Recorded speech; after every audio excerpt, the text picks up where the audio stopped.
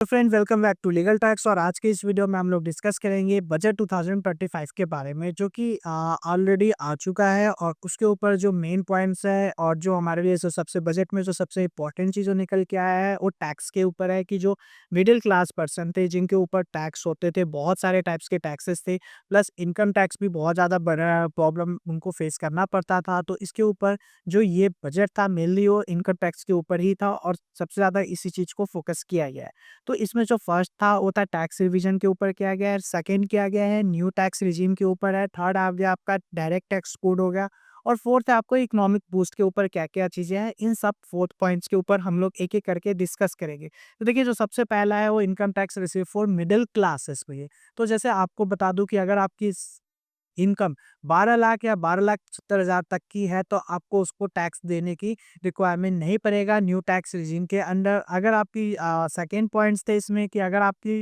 Income 4 lakh तक भी है तो उसपे डायरेक्ट ज़ीरो टैक्स है। उसपे आपको एक्स्ट्रा इन्वेस्टमेंट करने की ज़रूरत नहीं है, तो ये डायरेक्ट है।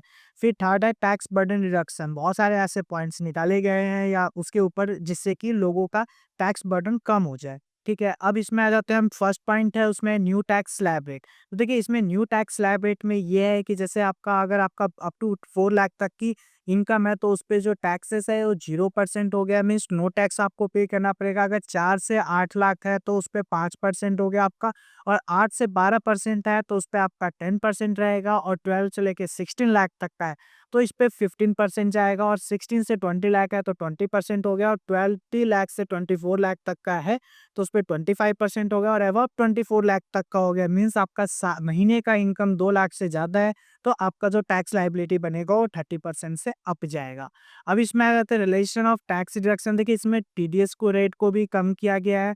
ठीक है, सीनियर सिटीजन डिडक्शन भी कर दिया गया है जो डबल कर दिया गया। पहले जो 50 लाख तक का था उसको अब 1 लाख कर दिया गया है और अपडेट रिटर्न्स को भी 4 ईयर तक का कर दिया गया है जो कि पहले 3 ईयर्स तक के होते थे। नेक्स्ट आ जाता है introduction of new direct tax code. देखिए अब आ रहा है जो new tax direct tax code भी आ रहा है जो हो सकता है कि नेक्स्ट वीक तक आ जाए। ठीक है, इसमें सिंप्लीफाइड टैक्स कॉम्प्लायंसेस को किया जाएगा, रिप्लेसिंग ओल्ड एक्ट को कर जो 1961 था इनकम टैक्स एक्ट उसको चेंज किया जाएगा।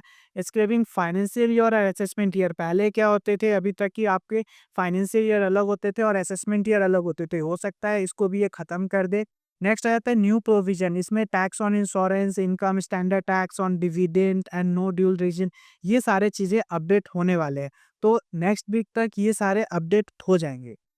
अब expected for new tax code का क्या है अब इसमें एलिमिनेशन कंफ्यूजन खत्म कर दिया जाएगा। टैक्स ऑन इंश्योरेंस इनकम हो गया आपका स्टैंडर्ड, ये चीज़ मैंने आपको ऑलरेडी डिस्कस में बता दिया।